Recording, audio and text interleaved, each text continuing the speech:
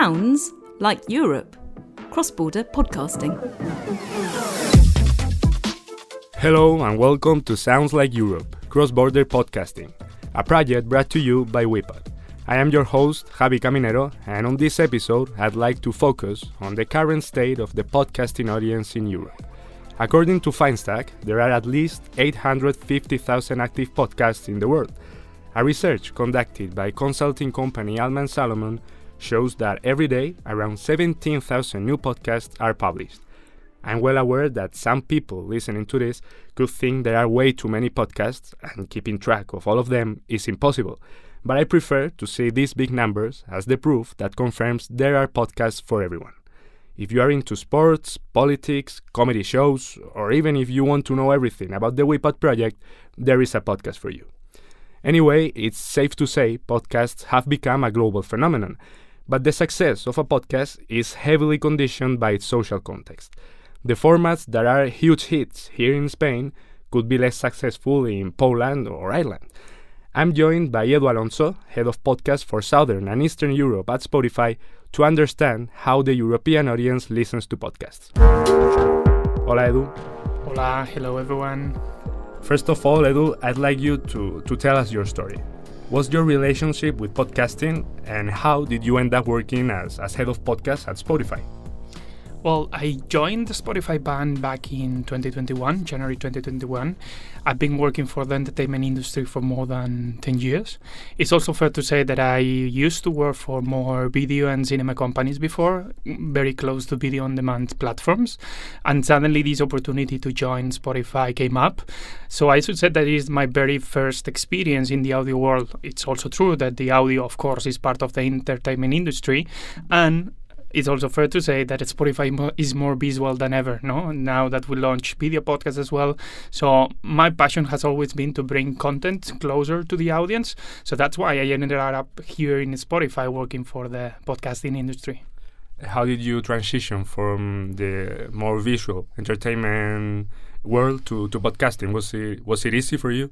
Well, it was easy. My colleagues and my company made it super easy for me. Also, it's true to say that the stakeholders in the industry are similar to the ones that I used to work with. So there are many people that I used to work in the past that are also into the podcasting industry. And also I used to work in cross-country companies. I used to work for Canal Plus in Spain, but later on in Rakuten. So I'm very used to work on a transnational type of style, let's say. The podcasting industry is even bigger now. It's still growing. But how would you describe the trends regarding the evolution of the podcasting audience in Europe in the last few years? Yeah. So I should say that the podcasting industry for Spotify is quite new if you compare it with the trajectory of the company. Spotify has been operating for more than 15 years already, and the big bet on podcasting has started just a few years ago in 2018. So in only 5 to 6 years, the spectacular growth that we have seen in the industry, it's something that it's amazing for all of us. No, if we look at the Spotify numbers in the last few years, as I said, in 5 to 6 years, we have moved from 10 million listeners to more than 100 million listeners in the world, and consumption has grown more than 1,400%. So this is a proof, or it's the testament that this is an industry that, even though it's not new because it has existed for a long time, it's suffering or going through a spectacular growth. No. Today, in Spotify, more than 500 million people have listened to podcasts already. And you were mentioning before that there are lots of podcasts being uploaded on a daily basis. At Spotify, when we started this bet in 2018, we had 200,000 titles. Today, we have more than 5 million titles. So as you said, every day we have new creators jumping into the podcasting industry, and this is just the starting point. So we are kicking off a phenomenon that it's not here for just a few days. It's going to be here for a long time, and we see growth year over year on content, but also on consumption.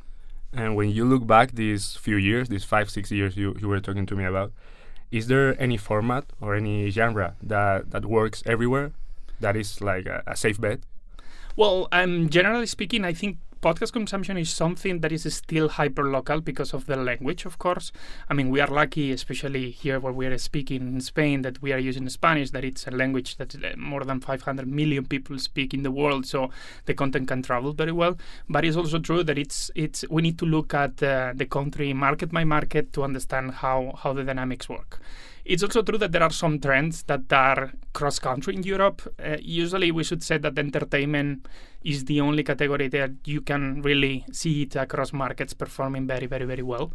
But there are some uniqueness that we need to highlight, no? And if we look at, for example, the Nordics, the true crime genre is the king, no? Mm-hmm. In Spain, entertainment and comedy, it's definitely the genre that has been performing better. In Italy, for example, the uniqueness of Italy is that news and current events is the genre that it's capitalizing most of the audience so far, no? And for example, in the UK, we have that celebrity interviews, conversational shows is the top genre. So we see some differences, but we also see some common trends across markets. So definitely there are some trends we need to pay attention to, but this is also evolving, no? If we look at the charts 5 years ago, have nothing to do with what we see now in the charts. So this is evolving pretty fast. We have more and more creators, as I was saying before, creating new content and generating new content on a daily basis, and you have the possibility to connect with existing audiences out there. So I think this is something we need to pay attention to, and even we see that there are some trends that or some genres that really work. I encourage creators to do whatever they want to do, because there is always an audience ready to listen to you out there. You have just mentioned the charts, and you are the head of podcasts in Southern and Eastern Europe at Spotify, as we said before. And Spotify is quite important for podcasters, especially your rankings. Tell me, what do the Spotify rankings say about the listening trends of a country? Yeah, 2 years ago we made a small change in how the charts were being built. The reason why is because if we only look at most consumed podcasts, the truth is that the rankings didn't rotate that much, and that was becoming a little bit boring for our users. So we think of charts and rankings as a tool also for users to discover more and more content. So that's why we came up with an algorithm that it's not only looking at most consumed podcasts, but it's also looking at what is the growth of that given podcast, or what is the following base that podcast has, and what has been the week-on-week growth. What this allows is that new shows also have the possibility to get into the charts, which is something that it's helping a lot of listeners to discover new content, no? So I should say that the charts, in my opinion, nowadays it's a mix of different factors, but I should say that the creators have more chances to get into the rankings, even if the podcast is just brand new and there are only a few episodes being published. And of course, it speaks about the market, it speaks about the behaviors of the listeners, but above all, I think charts should be seen as a discovery tool for the listeners and creators to connect with new audiences. And going back to the listeners, how's the average podcast listener in Europe? I'm talking about age, male or female, their interests. Yeah, we are... podcasting is a format that it's quite even when it comes to gender. So it's 50-50 male and female, and this is quite the standard across markets, internationally speaking, 50-50. And we should say that on a global scope, it's skewed a little bit to younger audiences. No, if we look in particular to Spain and Italy, that are the markets that are I'm more close to. Millennials is the biggest group, followed by Gen Zers, and Gen Zers, we should say that is the group that has experienced like a higher growth over the last year. So even though millennials is even bigger as in absolute numbers, when we look at the growth rates, Gen Zers are growing super fast. So we see young audiences connecting very well with this. In particular, in Spain, we see that there is a strong connection from radio. So there are lots of older audiences that used to listen to radio that are now also connecting with the digital formats, and they are joining or using Spotify to listen to podcasts. But as a recap, the bottom line is that it's 50-50 when we speak about gender, and it's also skewing younger audiences. And when do we listen to our podcasts? Are there many differences between countries about the moments we choose to listen? That is quite standard across markets. There are two peaks during the day that we see as the moments where people listen to podcasts more, and I think those are the what we used to call the commuting times. No, so there is one peak in the morning. Depends on what are the behaviors in the different countries and when they get to work, to the university, to their daily duties. And the other one is at after work, after university. So we should say that there is consumption happening throughout the day, but there are two peaks. If we look at Spain or Italy, the morning peak it's more around 8 a.m. and the afternoon peak might be around 6-7 p.m. Mm-hmm. What would you say, talking back about all these podcasts we have, there are a lot of new episodes coming out every day. As we speak, along with this episode, there might have come out like 1,000 more. So what would you say a podcast needs to have to be successful and to get into those charts, for example? I don't have like the exact answer for this. What I should say is that I will never encourage creators to do whatever they do just to succeed or to appeal like the mainstream audience. The good of podcasting or the benefits of podcasting is that it's a super democratized format.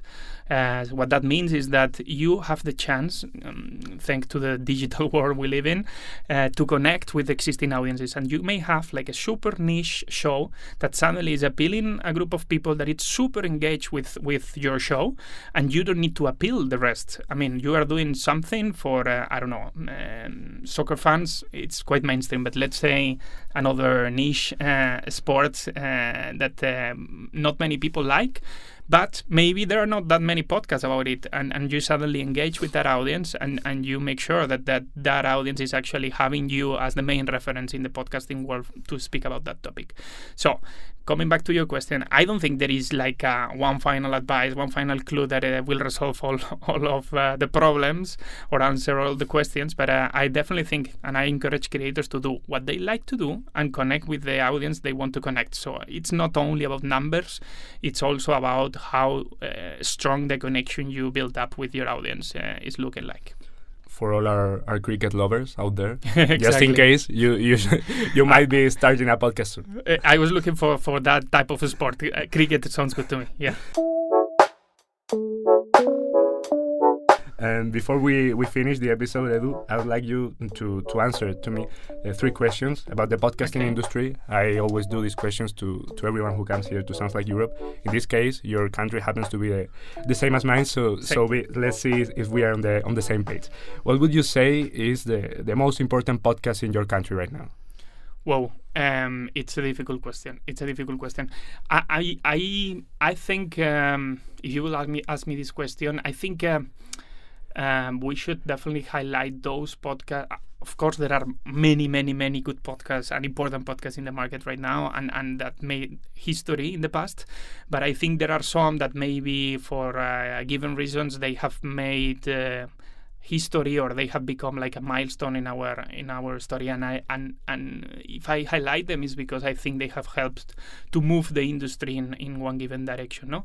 And if I need to pick some, let me not just take one, no, but definitely there have been some that have created and moved the industry, as I was saying, in to another level, to step up the industry in our country, no? We can speak, for example, I'm coming to 2020, but I think, for example, X-Ray was a documentary that was somehow changing how we were approaching different topics in the podcasting world, and it has definitely bring the documentary to another level in the podcast industry. We also have Estirando el Chicle, a good example of how we can change a podcast that was quite niche in the past, suddenly became like a mainstream event and mainstream effect, that suddenly there was a stadium here in Madrid having more than 15,000 people listening to these podcasters. That was something that we couldn't imagine before, no? Also, we have El País, for example, doing the daily show that suddenly has brought I wouldn't like to call them traditional media, but other formats media such as newspapers suddenly embracing the podcasting world and doing something that it's connecting again with the existing audience they have already reading newspapers, but in another format and connecting in another way. No, so sorry to not answer the question with just one show, but I think we have multiple examples of how we can use audio and podcasting to change the industry and step up. Yeah, those three picks sound good to me, and I think they represent very well how the podcasting industry has been evolving in Spain in the last few years. When's your favorite moment, Edu, to listen to podcasts? Well, I listen to podcasts pretty much every out of work. Yeah, exactly. So because of my work, of course, I spend a lot of time listening to podcasts. But maybe I can use the example on when I used to listen to podcasts before joining Spotify, which is more like in my normal life. And I should say that commuting time is the best time for me to listen to podcasts because I really like to be in the bus, the subway, or just walking with the headphones, listening to audio. And also, I should say that I'm using it more and more to go to bed and relax a little bit before sleeping. Sometimes I awake at night still with the headphones sounding, but yeah, I think it's a behavior that I started doing like a few years ago, and it really helped me to relax before going to sleep. And what's something that makes you stop everything you are doing in any given moment and go listen to a podcast? Yeah, I should say that especially with fictions and limited series, it's definitely something that engaged me a lot, because it's true that with conversational shows, I don't really have that tension to listen to it immediately, and I can wait a few hours to listen to the new episodes. But whenever I'm super engaged with it can be a fiction, but it can be also a documentary that it's a limited series. If I'm really engaged, it's that I'm super connected to understand when the new episodes are coming up and listening to them as soon as possible. Edu Alonso, Head of Podcast for Southern and Eastern Europe at Spotify, thanks a lot for being here on this episode of Sounds Like Europe. Thank you very much, Javi, for having me here, and maybe I got closer to you and bring some news from Spotify that you liked. And to everyone on the other side, I've been your host, Javi Caminero. Thank you for listening, and I hope you'll do it again in 2 weeks. Bye-bye. Sounds Like Europe, Cross-Border Podcasting is a WePod podcast funded by the Creative Europe programme. Hosted and written by Javi Caminero, sound design by Manu Tomillo, coordinator Alexander Damiano Ricci, executive producer Anna Ribera.